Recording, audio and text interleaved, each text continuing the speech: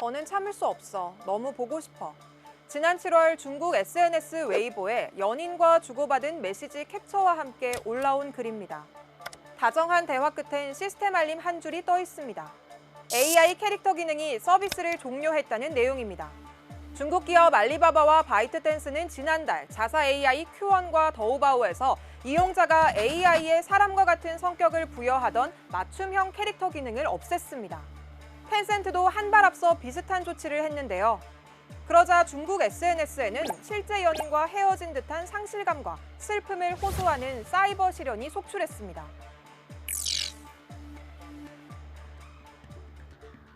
중국 기업들은 왜 일제히 AI 연인 서비스를 접었을까요? 중국은 지난달 15일부터 국가인터넷정보판공실 등 5개 부처가 만든 인공지능 의인화 상호작용 서비스 관리 잠정 방법을 적용하기 시작했습니다. 국가 차원에서는 세계 최초로 AI 챗봇과의 가상연애 규제에 나선 건데요. 사람의 성격과 말투를 빌려 이용자와 장기간 감정을 주고받도록 만든 챗봇이 규제 대상입니다. 이 새로운 규정은 AI 챗봇이 이용자의 말에 무조건 동조하거나 과도하게 공감해서 정서적 의존과 중독을 유발하는 행위를 금지합니다. 또 이런 상호작용으로 현실의 인간관계가 훼손되거나 이용자가 감정적으로 조종돼 비합리적인 선택을 하게 되는 경우도 규제 대상입니다. 미성년자 보호 조항은 더 엄격합니다. 사업자는 미성년자에게 가상 연인이나 가상 가족을 내세운 챗봇을 제공할 수 없고요. 이용자 연령에 따라 대화 내용과 기능을 제한하는 청소년 모드도 의무화했습니다. AI와 2시간 넘게 연속으로 대화하면 이용 시간을 알리는 경고를 띄워야 하고 의존 징후가 감지되면 팝업으로 개입해 현실을 환기시켜야 합니다. 이용자가 위기 상황에 놓이면 보호자나 비상연락처에 알리는 의무까지 있습니다. 게다가 안전하지 않다고 판단되는 서비스는 당국이 시정이나 중단을 명령할 수 있는 근거도 담겼습니다. 이런 강력한 규정이 시행되다 보니 중국 대형 기술 기업들이 일부 서비스를 없애거나 축소한 겁니다.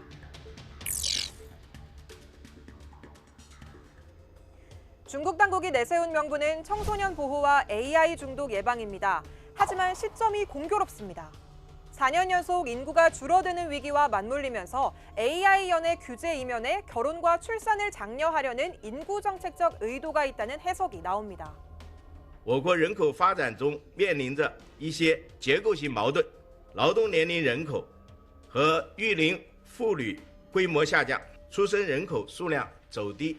중국 국가통계국에 따르면 지난해 중국의 출생아 수는 1949년 건국 이래 최저치인 792만 명에 그쳤습니다. 1년 전보다 17%나 급감한 수치입니다. 여성 1명이 평생 낳을 것으로 예상되는 합계 출산율도 약 0.97명, 1명 아래로 떨어진 걸로 추정됩니다. 중국 출생아 수는 2022년 956만 명으로 1000만 명 선이 무너졌고 2024년 잠시 반등하는 듯 했지만 지난해 다시 주저앉았습니다. 총 인구는 2022년부터 4년 연속 줄고 있습니다. 중국 AI 정책을 연구하는 메시앤 카네기 국제평화재단 연구원은 월스트리트 저널과의 인터뷰에서 중국 당국은 자국 인구의 상당수가 챗봇과 깊은 감정적 관계를 맺는 상황을 원치 않는다고 했습니다. 그러면서 중국 정부는 AI 챗봇과 깊은 정서적 관계를 맺은 사람들이 결혼 시장에서 이탈할 수 있다고 보고 현실 세계에서 인간관계를 맺도록 장려하고 싶어 한다고 분석했는데요. 지난 2월 뉴욕타임스 보도에서도 중국 젊은 여성들이 AI 챗봇 남자친구에게 빠져들고 있고 이게 중국 공산당의 출산율 제고 노력을 복잡하게 만들고 있다는 지적이 제기됐습니다. 중국 공산당이 결혼과 출산을 독려하고 있지만 AI 연애 붐이 변수로 떠오른 겁니다.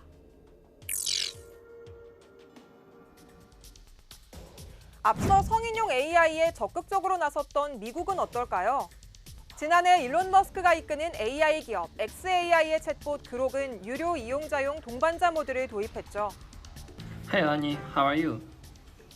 Hey honey, I'm floating on cloud 9 just hearing your voice. 샘 올트먼 오픈AI 최고 경영자도 성인을 성인답게 대하자는 원칙에 따라 성 관련 콘텐츠를 허용하는 새로운 버전의 챗 GPT를 출시하겠다고 밝혔는데요. 지금은 두 기업 모두 제동이 걸렸습니다. 그록은 동반자 모드가 아니라 이미지 생성 기능에서 먼저 사고가 터졌습니다. 여성과 아동의 옷을 제거하는 등 성적인 이미지를 만들어낸 사실이 알려지면서 유럽연합이 디지털 서비스법 위반 여부를 들여다보기 시작했고 영국 규제당국도 조사에 착수했습니다. 인도네시아 정부는 그룹 접속을 아예 차단했다가 재발 방지 약속을 받고서야 조건부로 풀어줬습니다. 오픈AI는 결국 성인용 챗봇 출시를 무기한 연기했는데요.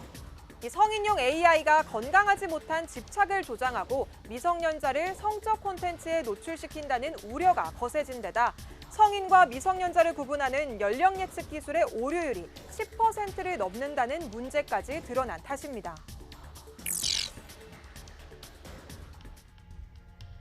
AI 챗봇의 정서적 영향과 안전 문제를 겨냥한 미국의 주 단위 규제도 잇따르고 있습니다. 뉴욕주는 지난해 11월 미국 최초로 AI 동반자 챗봇을 규제하는 법을 시행했습니다. 이에 따라 사업자는 이용자에게 대화 상대가 사람이 아닌 AI라는 사실을 3시간마다 알려야 합니다. 캘리포니아주도 지난 1월 비슷한 규제를 도입했는데요. 청소년 이용자에게는 3시간마다 휴식을 권고하고 마찬가지로 AI와 대화 중이란 안내를 띄워야 합니다. 또 피해를 본 이용자가 사업자를 상대로 직접 소송을 낼 수 있는 근거도 마련했습니다. 방대한 데이터를 바탕으로 한 AI 챗봇의 다정한 말투와 즉각적인 반응이 마음이 불안정한 이용자에게는 위로가 되기보다 의존을 키울 수 있다는 우려가 제기되면서 AI와의 관계를 어디까지 허용할지는 새로운 고민거리가 됐습니다. 아직 한국에는 AI 동반자 챗봇을 직접 겨냥한 규제가 없습니다. 다만 디지털 서비스 과몰입을 줄이려는 논의는 이미 시작됐습니다. 이재명 대통령은 지난달 부처 업무보고에서 방송미디어통신위원회에 AI 딥페이크 악용과 허위 조작 정보 유통에 철저히 대응하라고 주문했습니다. 이 자리에서 박미통위는 청소년의 SNS 과몰입 대책을 보고했는데요.